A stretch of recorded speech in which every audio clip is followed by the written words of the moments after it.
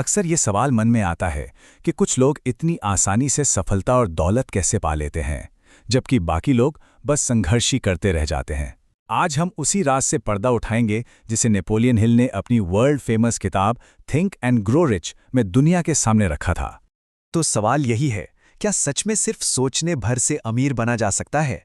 ये सुनने में जितना आसान लगता है, इसका जवाब उतना ही गहरा है। चलिए नेपोलियन हिल के बताए सिद्धांतों को जरा बारीकी से समझते हैं और देखते हैं कि ये फॉर्मूला आज भी कितना काम का है। ये कहानी किसी किताबी थ्योरी से नहीं, बल्कि एक ऐसी जबरदस्त चुनौती से शुरू होती है जिसे उस दौर के सबसे अमीर आदमी ने एक नौजवान पत्रकार को दिया था। ये वो मुलाकात थी जिसने सच में लाखों लोगों की जिंदगियां बदल दीं। जरा सोचकर देखिए, ये कोई छोटा मोटा काम नहीं था। कार्नेगी ने हिल को एक ऐसा मिशन दिया जो 20 साल तक चलना था, और वो भी बिना किसी सैलरी के। मकसद सिर्फ एक था, सफलता का एक ऐसा फॉर्मूला तैयार करना जो किसी भी आम इंसान के काम आ सके। और कमाल की बात यह कि हिल ने ये चुनौती मान ली। तो हिल के इस विशाल रिसर्च को हमने समझने के लिए 3 मेन पिलर्स यानी स्तंभों और एक मास्टर की यानी चाबी में बांटा है, जो इन सब के राज खोलती है। तो चलिए शुरू करते हैं। हिल की सबसे पहली और सबसे बड़ी खोज ये थी कि हर महान कामयाबी, चाहे वो कितनी भी बड़ी क्यों ना हो, एक ही जगह से शुरू होती है, और वो है इंसान का दिमाग। सब कुछ यहीं से शुरू होता है। तो पहला सिद्धांत सिर्फ अमीर बनने की एक हल्की फुल्की इच्छा रखना नहीं है। नहीं, ये एक ऐसी प्रबल, जलती हुई इच्छा है जो किसी के भी मन पर हावी हो जाए, एक जुनून बन जाए। ये सिर्फ एक ख्वाहिश नहीं, बल्कि एक जिद है। हिल ने सिर्फ फलसफा नहीं दिया, बल्कि एक प्रैक्टिकल टूल किट भी दी। ये 6 स्टेप्स का फॉर्मूला है, एक धुंधली सी उम्मीद को एक ठोस, हासिल किए जा सकने वाले लक्ष्य में बदलने का तरीका, जिस पर आज से ही काम शुरू किया जा सकता है। इसके बाद आता है विश्वास, यानी आस्था, मतलब अपने आप पर, अपनी काबिलियत पर एक अटूट यकीन पैदा करना। यही विश्वास वो ताकत है जो मुश्किल समय में, जब चीजें खराब चल रही हों, तब भी आगे बढ़ने की हिम्मत देता है। तीसरा सिद्धांत है ऑटो सुझाव। इसे ऐसे समझिए जैसे हम अपने दिमाग को प्रोग्राम कर रहे हों। जैसे कंप्यूटर में कोड डाला जाता है, वैसे ही बार बार अपने लक्ष्य को दोहराकर, इमोशन के साथ दोहराकर, हम अपने दिमाग को यकीन दिलाते हैं कि ये लक्ष्य हासिल हो सकता है। तो ठीक है, माइंडसेट तो तैयार हो गया। अब आगे क्या? अब अगला कदम है उस सोच को हकीकत में बदलने के लिए एक मजबूत और प्रैक्टिकल ब्लूप्रिंट, यानी एक प्लान तैयार करना।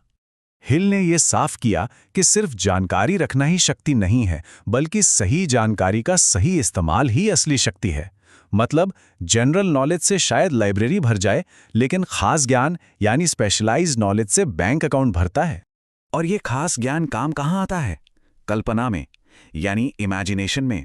ये हमारे दिमाग की वो वर्कशॉप है जहां सारे प्लान्स बनते हैं। जरा सोचिए, कोको कोला जैसी बड़ी कंपनी भी तो कभी किसी के दिमाग में बस एक छोटा सा आइडिया ही थी। प्लान बनाने का एक बहुत जरूरी हिस्सा ये समझ लेना है कि रास्ते में मुश्किलें आएंगी, असफलताएं मिलेंगी। जैसा कि हिल ने कहा था, हार मानने वाले कभी नहीं जीतते और जीतने वाले कभी हार नहीं मानते।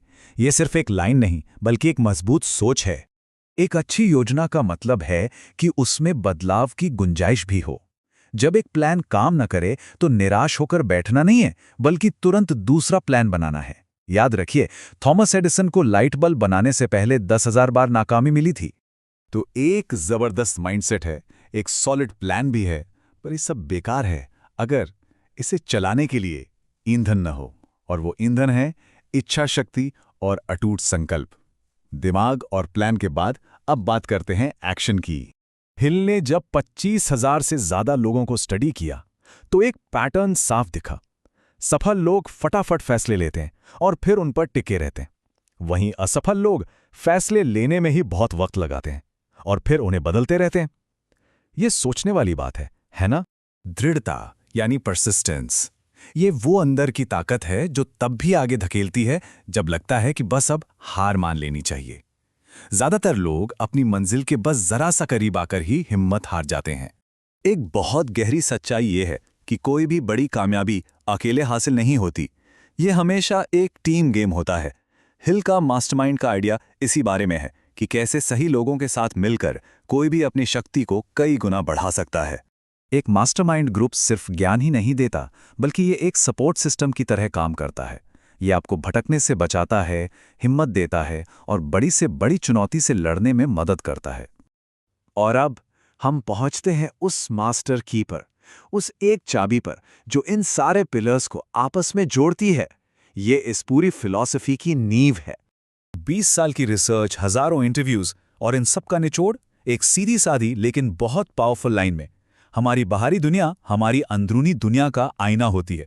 जिस चीज के बारे में हम लगातार और पूरी शिद्दत से सोचते हैं वो हमारी हकीकत बन जाती है।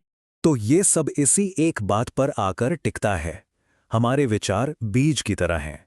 हम जिस भी विचार को अपने दिमाग में लगातार यकीन और भावना का पानी देते हैं, वही एक दिन हकीकत का पेड़ बनकर हमारे सामने खड़ा हो जाता है। तो ये पूरी बात हमें एक आखिरी और सबसे जरूरी सवाल पर लाकर खड़ा कर देती है। आज इसी वक्त हमारी सोच हमारे लिए क्या बना रही है? एक शानदार भविष्य या बस गुजरा हुआ कल? सफलता की कहानी यहीं से, इसी सोच से शुरू होती है।